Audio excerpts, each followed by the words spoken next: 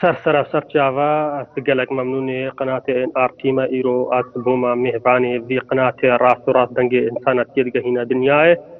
ابراستي جي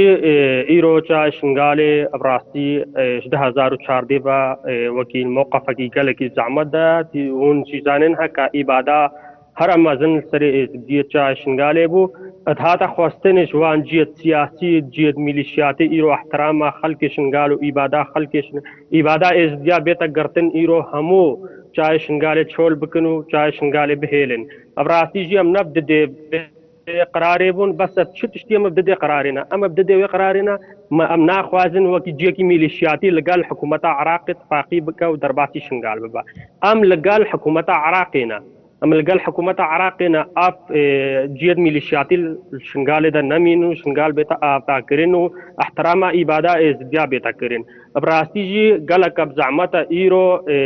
عراق جاي شنغالي خاص الموقف اجي زعمت دا ازدي باشە بما فريش فقيري دك هفالتيا بان احزاب جيت سياسي دكن ما فرق وان نمايا فقيري هفالتيا وان دكنو او احزاب السياسي ايرو ازديا كعشايري لدنا بيشيه كشري حكومة عراقي بكن تشتقيد زعمتها ام هي بيكش حكومة عراقي بكن بشكلكي اني بلاس بشكلكي هادي باتفاقي ببن السراب راسي باشە کاک سعدون بوونی ئەو ئاڵایانە ئاڵای حەزبەکان ئاڵای وڕێکخرا و گروپانی کە لە شنگال ئێستا ئاڵایان بەرز کردوتەوە چ گرفتێکی دروست کرده بوو ئەمە کێشە و گرفتی ئەمنی دروست کرده بوو لە ناوچەکەدا یاخود پاڵنەرەکانی هێنانە خوارەوەی ئەم ئاڵایانە چی بوو؟ براسي وكي ام مالا ازديا وجي ديت كرتي قالك اعلام الدنيا وراقهاندني ديت ام دركتن مداهراتا خوفي شاندانا مداهراتا ام دركتن الجايشن قالي بديجي بان جروبيت مسلح النت عراقي ام دركتن براسي فينغافك قالك مازن بوجيكي عسكري يعني حكومتك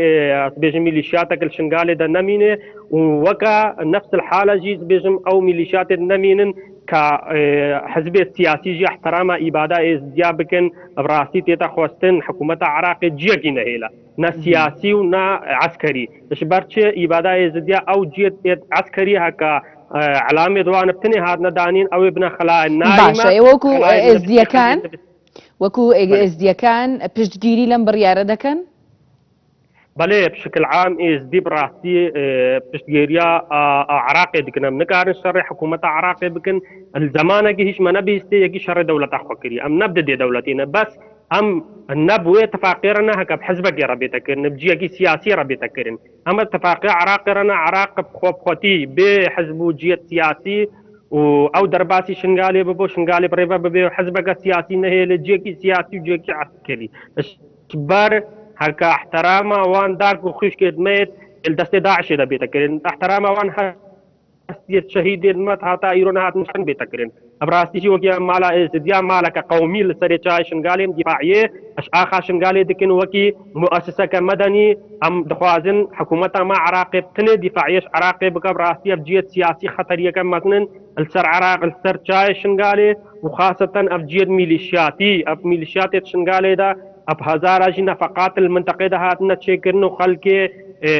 دستسرد كنو خلقي ونداد كن براسي کاک سعدون نخوشيه كم مثلا شنغالي ده وبشتي تاجيريا حزبات كنو هبالتي حزبات كن براسي اش بلنغازي وبيشاري هكا ودفاعيه جدكن وروشا شنغالي ايروب زعمتا ام دخوازين بريكا قناه ارتي بقناه انساني ام دعوه الامم المتحده ودولتي الكبرى دكن ايرو تدخليا شوني جاي شنغالي بكن الخطريه كم مازن دايا باشە بەچوونە دەرەوەی و هێزانەی کە ئێستا لە شنگالدا بوونیان هەیە چه حکوومەت یاریمی کوردستان چه عێراقیش داوای چوونە دەرەوە لەو هێزانە دەکات پێتان وایە بارودۆخی ئەمنی ناوچەکە بەرەو خراپی بڕوە ئەمە وا بکات کە دووبارە شنگال بەرهێرش بکەوێتەوە؟ ابراستيجي جاي شنغالي ام بو قرار رنا ايرو حكومه عراقي وكي قال دي من قوتي حكومه عراقي ب او بتني باحزاب وجيت سياسي براستي هناك جيت سياسي اتفاقيات فيرا بكن قالك نخوشيه شنغالي دا تشيب شنغال جاي شنغالي خوازه حكومه عراقي البن كنترول حكومه عراقي بتني دا بيت درباس كرين ابراستيجي هكا افجيت سياسي انه الجاي شنغالي دا هنا بسداج هوي مظاهرات كن بجلك المدني خو بجلك المدني دكن خلق سوريا وتركيا خو بجلك المدني دكونوا البيشبري حكومة العراق مظاهرات دكونوا هناك إيز دي جي قرار راكرينا يعني او إيز دي قرار راكرين براسي قالك بزعمتها قوتنا إيز دي تخوين قرم بعمرنا مازن بقرار سلاح كرينا او جي بربراتيا في حكومتي بكونوا ومبلغ مادي يعني بطريقة مادية او إيز دي راكرينا ودبيزني هناك بلنغازي بوان جيت باشا كاك سعدون او هێزانەی کە حکوومەتی عراقی وەرەمی کوردستانیش داوای چوونە دەرەوەیان لێ دەکات خۆیان بە دۆسی شنگال و بە خاوەنی قەزیی شنگال ئەزانن و شنگال دەزانن پێتان وایە چی یاخود دەبێت ڕێکەوتێکی گژی عراق و تەنانەت ئەو گروپەوە هێزانی کە لێوێ بوونیان هەیە براستيجي اف جروبيك البدري تدمينن مش حكومتي بريز بيجي مش حكومتي تخوستن في ابريبا ببيكي هكا كارب حكومة مع عراق كارب بسكن الفي اتفاقية ده هتا كارب في هيزا كاش ازديا بيتا قريدان افجيت ميليشيات همو كي بقى رسل حكومة عراق براسي افشار سراوية بان هيزا ميليشيات همو كي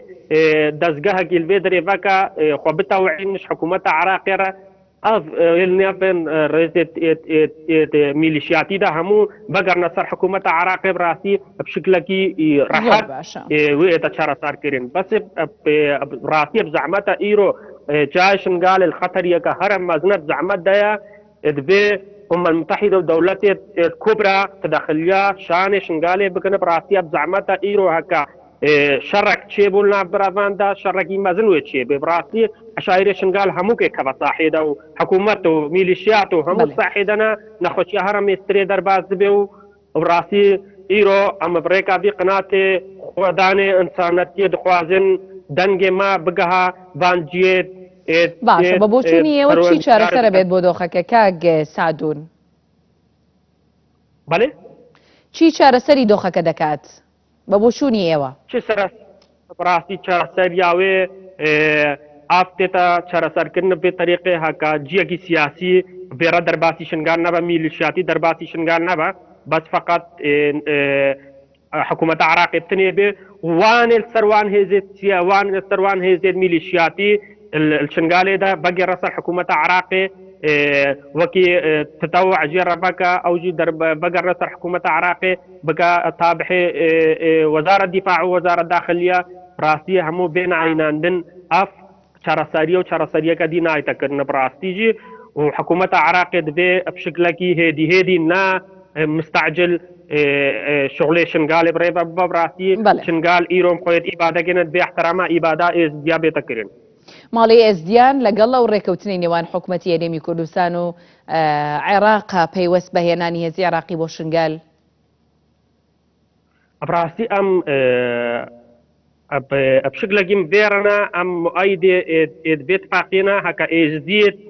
کەمپاڤە گەڕنە شنگالی ئەم هەموو ئایدێ دوێنە جارێکە دیترێ قەوەتەکە میلیشیاتی بێتە شنگالێدا پۆگی پێشمەرگە بێن دەرباسی شنگال ئەم بووە قەوەتێرنە هەکە ئیرۆ